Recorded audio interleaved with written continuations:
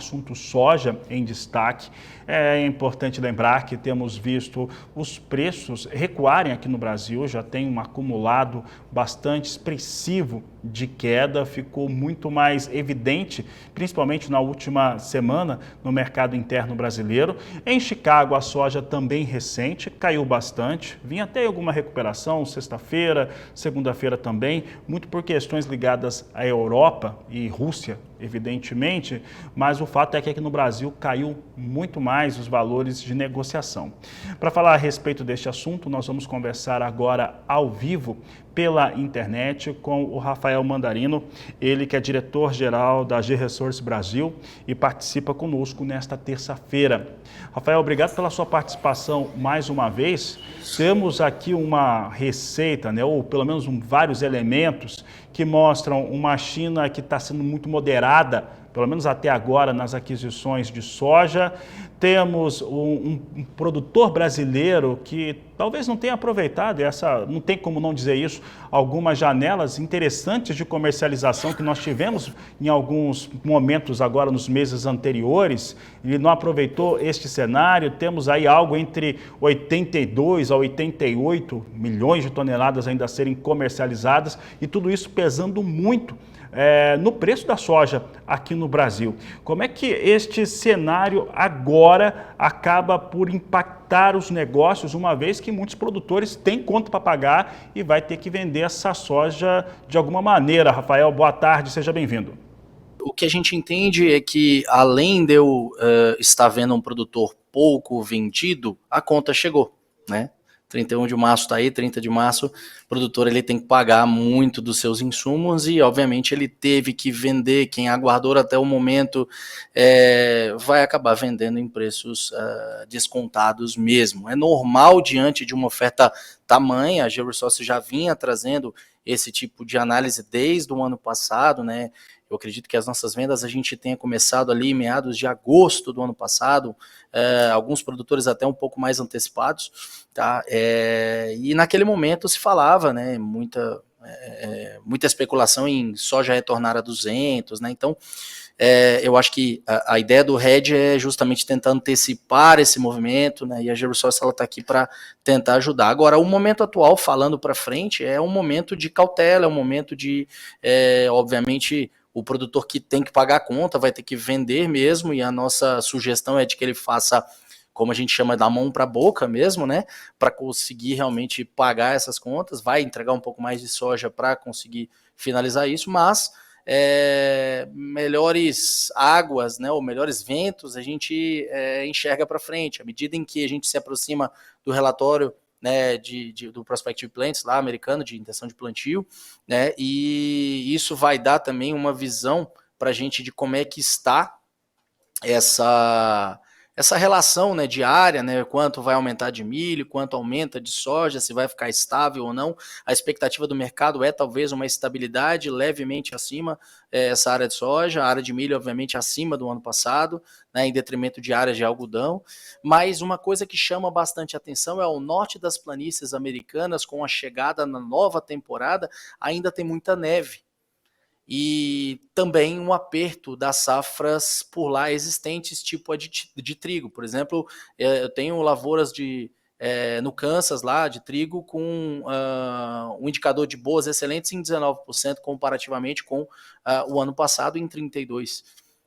Ou seja, Texas também, né, enfim, o Colorado, a gente tem safras que vêm sendo pressionadas. E, obviamente, a gente tem uma certa correlação dessas commodities como um todo também para uma precificação da soja, para o farelo, enfim, para a soja mesmo, tá? Principalmente do milho, né, tem uma correlação forte. Né, e milho voltando a subir em função de toda essa perspectiva global. Como é que fica o corredor de exportação, né? Ficou 60 dias, ainda tem chance de se aumentar para 120. A Rússia ela vai diminuir a exportação dela de trigo, como foi anunciado, ela vai parar essa exportação justamente por essa escalada do conflito, né? Você vê até a Rússia, depois de muito tempo, acho que desde a década de 90 eles não faziam o envio de armas nucleares para fora das suas fronteiras, mandaram para a Bielorrússia, né? Então, o quanto esse conflito tende a se escalar é algo que impacta, vai continuar impactando e a gente continua de olho por aqui. Eu acho que o grande cenário, só para complementar e terminar de responder, o produtor ele estava esperançoso de que talvez um prêmio como o ano passado, né, explodiu para facilitar essa originação no Brasil, ou às vezes até o próprio Chicago ele estava esperançoso porque se apontava para um estoque no momento um pouco mais apertado do que está mesmo, mas não foi o que aconteceu. Como eu te disse, é um momento de cautela, um momento de dar uma pausa nessas vendas, salvo aqueles que precisam, tá? E novos momentos oportunos virão para frente. Por quê? Porque a gente começa a ter também uma diminuição de chegada de soja, né? Diminuição, né? Então eu tenho março, abril, maio, que obviamente é sazonalmente o grande momento de chegada de soja. Não é à toa que, inclusive, também a gente está tendo um outro fator, que é a demora, né? Por exemplo, Paranaguá está com um tempo de espera de 27 dias, tá? Para navios. Então, isso obviamente acaba penalizando o prêmio, acaba penalizando a precificação final para o produtor. O produtor que puder esperar um pouco mais, a gente aconselha de que podemos ver preços melhores. O fundo está se formando, tecnicamente há uma recuperação, né? E é a questão de aguardar mesmo para essas novas oportunidades aparecerem. Muito bem, Rafael. Rafael, e aí pensando nesse produtor brasileiro que realmente adotou a estratégia de ficar com um pouco mais de soja, né? Eu até conversei com alguns no Paraná, no Rio Grande do Sul, usar a soja como uma espécie de poupança propriamente dita. E aí você, quando faz esses apontamentos, nos mostra também que a China, em algum momento, ela vai ter que aparecer de uma maneira mais evidenciada, mais forte e vir para as compras. Em qual momento que você acredita que isso possa ocorrer? Porque o cenário de momento, agora aqui no Brasil, tem um certo caos, né? Falta armazenagem, tem dificuldade também de transporte em algumas regiões, faltando caminhão. Como é que deve ficar neste ponto de vista? Porque a China está mais moderada, mas uma hora ela vem. Eu enfrentei exatamente esse problema, ainda estou enfrentando, né? Que eu sou produtor também ali no sul goiano, né? E aí a gente está enfrentando bastante a dificuldade, né, de caminhões também, né? É óbvio que o caso do Rio Grande do Sul é um caso pontual e específico. O produtor teve uma queda também de qualidade, né? Então é um caso atípico, é um caso que precisa ser tratado cada centro de custo de uma maneira diferente, e não só para o Rio Grande do Sul, mas obviamente para o Brasil como um todo. Mas o produtor do Rio Grande do Sul, a ideia da poupança, eu tomaria um pouco de cuidado com esse tipo de afirmativa, porque apesar de eu ver nós aqui da TribreSource vemos uma boa oportunidade, ou melhor, uma melhor oportunidade do que o momento atual para frente, e vamos falar aí em meados de abril, maio, quando eu vou estar com o meu plantio acontecido, ou pelo menos já bem avançado ali nos Estados Unidos, em níveis onde eu já possa avaliar os estágios diferentes de soja e também a questão de qualidade de lavouras, né? E aí, obviamente, esse clima pode ser algo que pode puxar para cima, ou também pode manter estável puxando para baixo, se o clima for bom, né? Eu entendo que com essa intenção de plantio, se as áreas vierem acima e o clima vier bom, essa poupança ela não pode ser uma poupança de longo prazo. Essa poupança, obviamente, já tem que entender que um 23, 24 pode ser pior se a safra por lá for boa. A gente já trazia no ano passado, né, no ano retrasado também, de que a gente estava próximo, se houvessem mais quebras, né, significativas, a tal ponto de que a gente tivesse, né, um ano sequencial de cada vez produções menores, né, comparativamente ano a ano, e isso jogaria a gente para uma crise alimentar mundial, né, e essa primeira safra Brasil, por mais que a gente tenha tido uma quebra substancial na Argentina, a gente está entregando mais soja esse ano do que o ano passado. Então chama atenção, o cenário não é o mesmo. Se a safra americana vier muito boa e ela entregar mais soja, A gente, obviamente, tem que analisar todo o quadro de oferta e demanda e o incremento de crushing por lá, mas isso pode trazer um certo alívio. Lembrando para a nossa próxima safra 23-24, uma coisa que eu acho que poucos mencionam é se a safra aqui no Brasil agora ela é 151, 153, quanto era o número inicial? O número inicial era beirando 160. Com a quebra do Rio Grande, ou seja, para o próximo ano a gente projeta uma safra acima de 160 milhões. Uma safra acima de 160 milhões é baixista para a próxima temporada.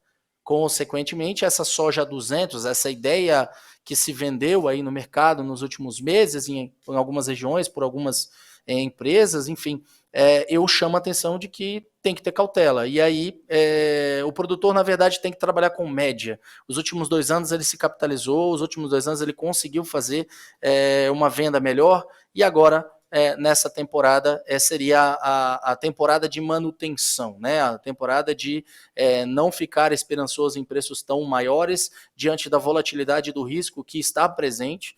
Óbvio que agora com o risco do sistema financeiro, né, Estados Unidos, União Europeia, né, e toda essa perspectiva de manutenção de inflações e combate, né, essa guerra dos bancos centrais em função dessa inflação e ao mesmo tempo, obviamente, imprimindo papel, gerando instabilidade, gerando risco, né, isso acaba batendo aqui na porta, mas eu entendo que China vai estar presente, ela... óbvio que comparativamente aos últimos 5 anos ou 10 anos, onde vinha uma curva ascendente de demanda, a gente entende que um dos motivos talvez de uma não reação mais rápida é justamente uma estagnação nos últimos 3, 4 anos dessas compras num range ali de 90, no máximo 100 milhões de toneladas pela China, tá? E isso deve continuar, deve ser uma tendência, tá? E eles também devem aumentar, né, ao longo dos multi-anos para frente, tentando produzir um pouco mais de soja, né, para depender cada vez menos, né?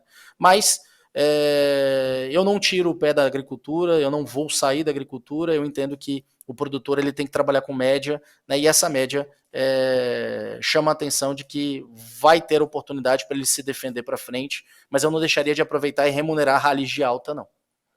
Rafael, vou colocar algumas questões aqui e antes de perguntar para você a respeito de uma oferta boa do Brasil de soja no segundo semestre, lá por volta de outubro, enquanto os Estados Unidos vão estar colocando, seja uma safra grande, safra pequena, no potencial de safra, também um grande volume de soja no mercado. Mas antes disso, até pegando carona aí no seu comentário, eu lembro que o professor Marcos Fava Neves, que participava diariamente conosco aqui no Agricultura BR, ele sempre dizia que o produtor tem que pensar em ficar melhor e não necessariamente maior.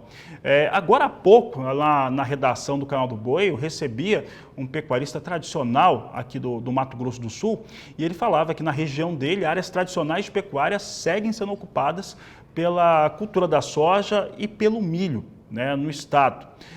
Em relação a essa questão do crescimento de área, principalmente ocupação, porque os índices de produtividade estão crescendo e se todo mundo fizer tudo certo, vai continuar crescendo. Mas essa questão de estar muito focado em tamanho de produção, até quando ela vai? E esse índice de produtividade maior, por ter produzido mais, acaba também por precificar, requalificar, equacionar os ganhos do produtor rural que ficou com uma produção também maior, pensando que ele teve gasto com área, com aplicação, vai ter com armazenagem, com transporte também?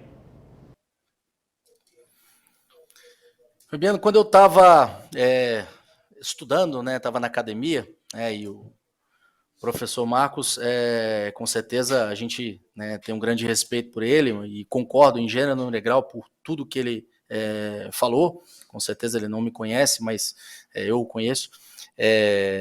A gente entende que os sistemas produtivos, eles além de procurarem a ideia da melhoria, eles buscam a ideia da intensificação. E a intensificação sustentável, ela é a vertente, né? O Rafael vai começar a falar da parte ambiental, meu Deus, não, calma. A sustentabilidade ela está ligada ao sistema produtivo, ao sistema econômico, à geração de emprego, ela está ligada a toda a perspectiva também ambiental, mas não é só ambiental, erroneamente se bate só na tecla ambiental.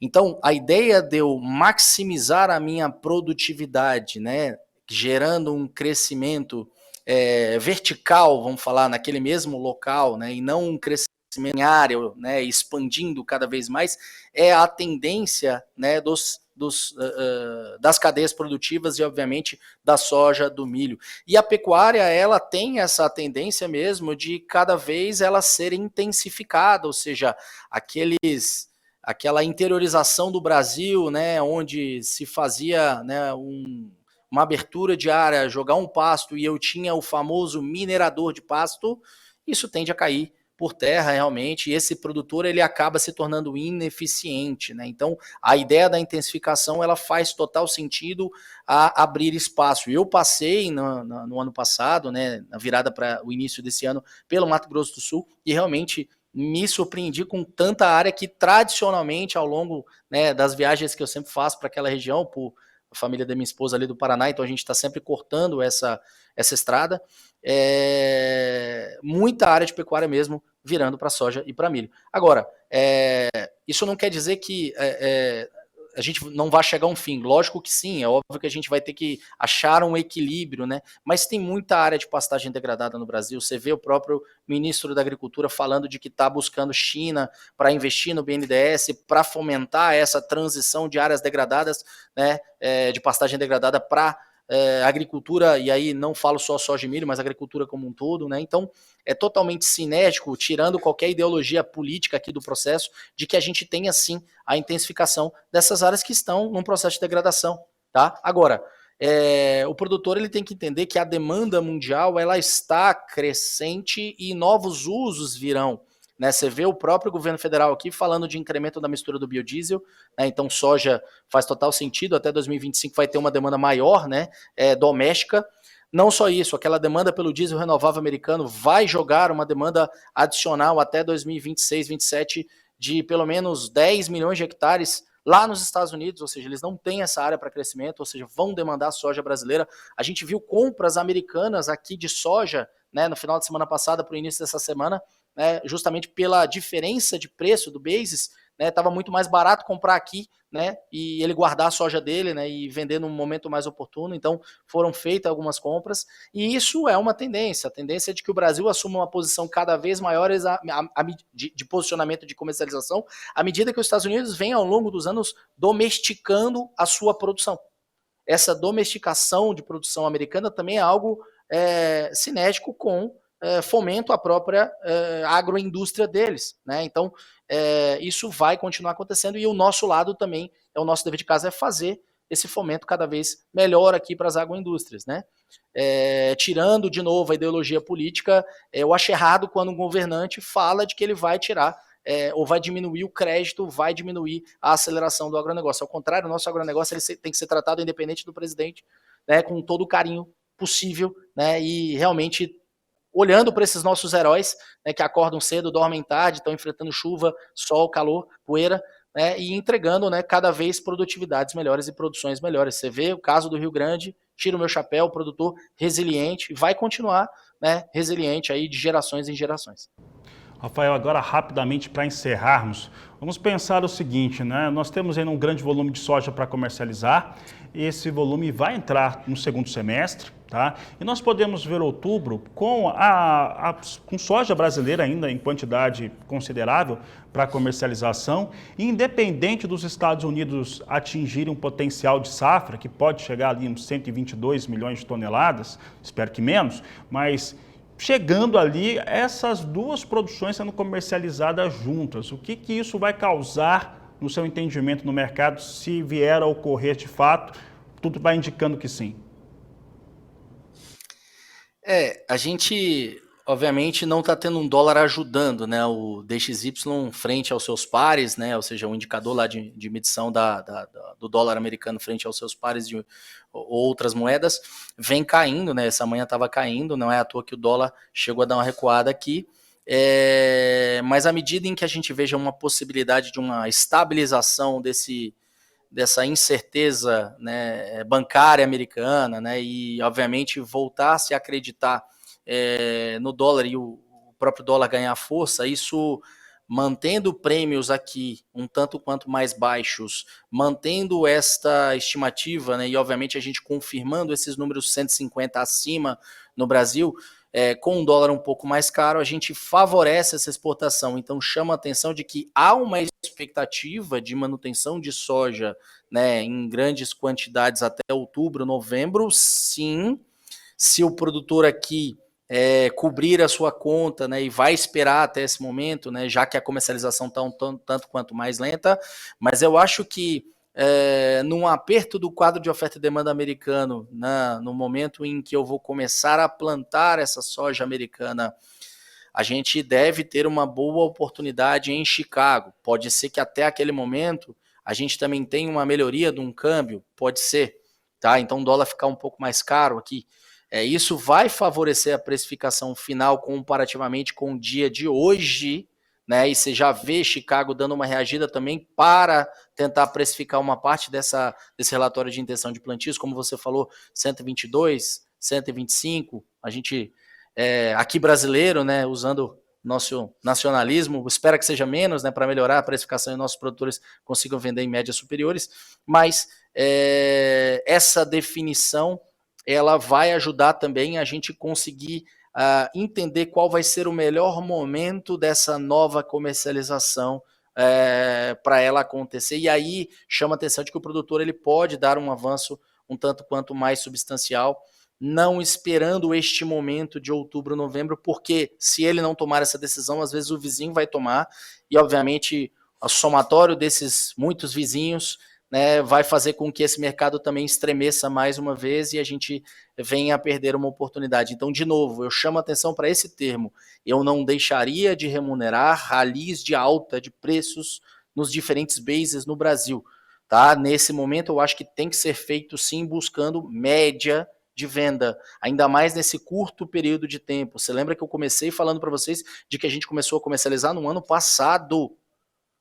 Este ano agora, quem não comercializou e está pouco vendido, não pode mais perder tempo. E aí chama atenção, obviamente, para a safra 23, 24, está na hora de você entrar em contato, fazendo uma propaganda, e peço licença conosco da Gerosource Brasil, para que você possa se antecipar a esses movimentos, e já chama a atenção de que 23, 24, a depender do clima e safra americana, tem gente ainda bastante esperançoso e falando em preços acima daquilo que a gente acredita ou que a nossa análise ela demonstra.